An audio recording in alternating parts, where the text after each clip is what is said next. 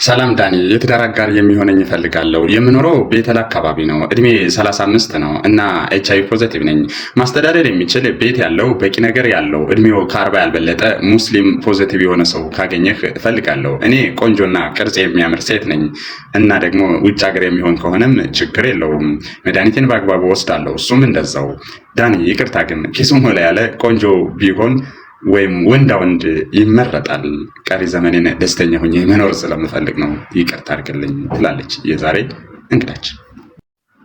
ስሜ ቆይ፣ እድሜ 33፣ ጾታ ወንድ፣ ቁመት ሜትር ከ70፣ አድራሻ አዲስ አበባ፣ መልክ ጠይም ወንዳ ወንድ፣ እምነት ኦርቶዶክስ፣ ስራ ካናዳ ኤምባሲ። የምፈልጋት ሴት ተመሳሳይ ሃይማኖት፣ እድሜ ከ21 እስከ 33፣ ስራ ማንኛውንም ስራ ቢኖራት ችግር የለውም።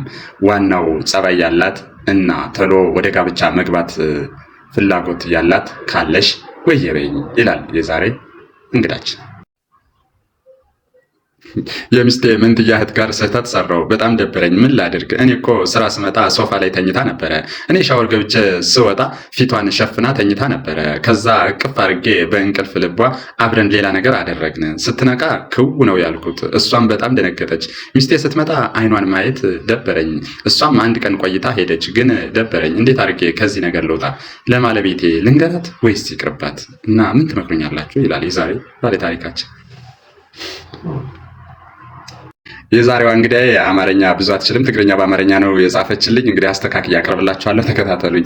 ዳንዬ፣ እኔ አማርኛ ብዙ አልችልም፣ ይቅርታ። ግን ትዳር ከእግዚአብሔር ነው፣ ደግሞ ሰው ነው የሚያዘጋጀው እና እኔ ትዳር ፈልጋለሁ። እድሜ 24 ነው፣ ቁመቴ ሜትር ከ70 እና እኔ ስራ የለኝም፣ ሙያ ግን አለኝ እና እኔ ትንሽ አማርኛ ሞክራለሁ። ቤተሰብ ግን ጭራሹን አይችሉም እና በዚህ አጋጣሚ ትግርኛ ወይም ኤርትራዊ መሆን አለበት። ይቅርታ ግን ዳኒ፣ በዘር እንዳታየው፣ ያው ካለው ሁኔታ አንጻር ነው። ከዚህ በፊት አግብቼ ነበረ፣ ልጅ የለኝም፣ ሁለተኛ እንድጎዳ አልፈልግም እና ይህንን የምታሟላ እኔ ያለው ትላለች። ትግርኛ ግን ግዴታ መቻል አለብሽ።